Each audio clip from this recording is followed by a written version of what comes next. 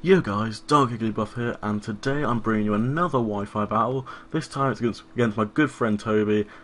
He's in my college class and he EV trains just like I do.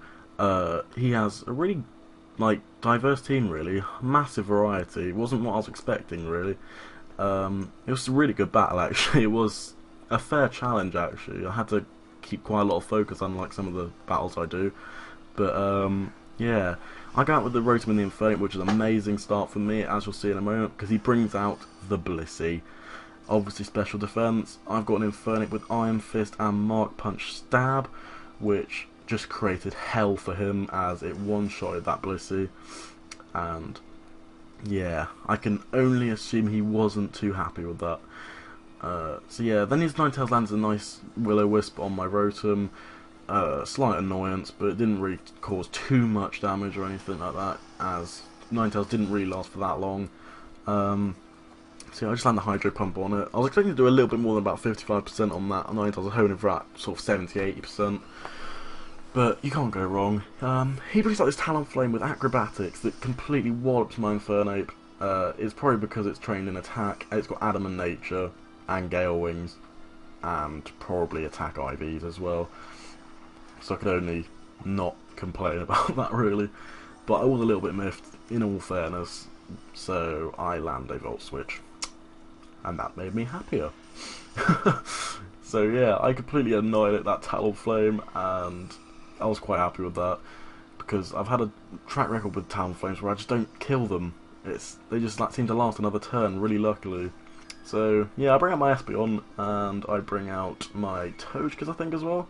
And he brings out a Heracross and a Ninetales, and he can only assume that he's against two Pokemon that know Dazzling Gleam, so he retreats that Heracross because he knew that would be absolute hell for him.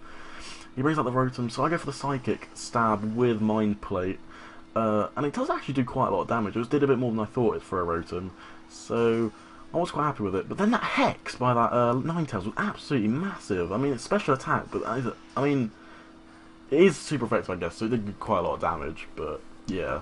I bring my Espeon back because I didn't want it to die yet, because it's faster than any Pokemon in his team, so it could come in really handy later on. So I bring out my Politoed, which can tank a lot, but it did get burned by the Flamethrower, which really upset me, because if it hadn't, then it could have lasted a bit longer in the future, as you'll see further into the video.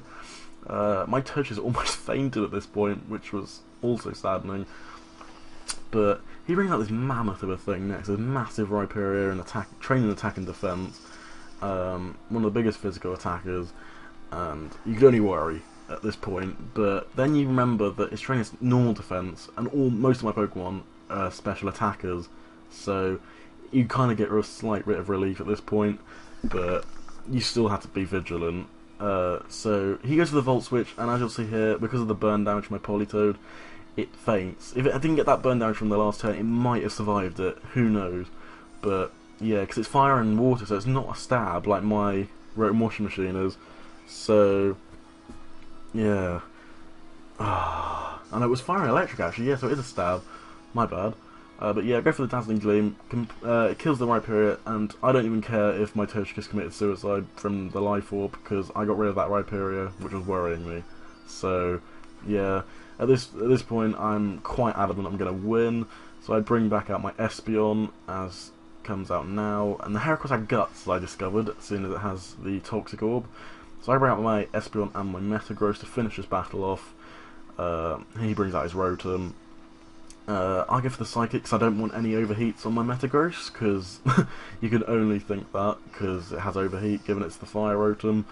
And yeah, the Mega Horn missed. Now if that hadn't missed, he may have come back from it. I don't think he would have done, but he might have lasted another turn if he was lucky. So yeah, I land the Psychic and I win. So yeah, it was a bit unlucky on his part, because obviously that start for me won it, and he had a couple of unlucky times, so yeah. Anyway, thanks for watching guys, this has been Dark Buff doing another Wi-Fi battle. Like, comment, subscribe, see ya.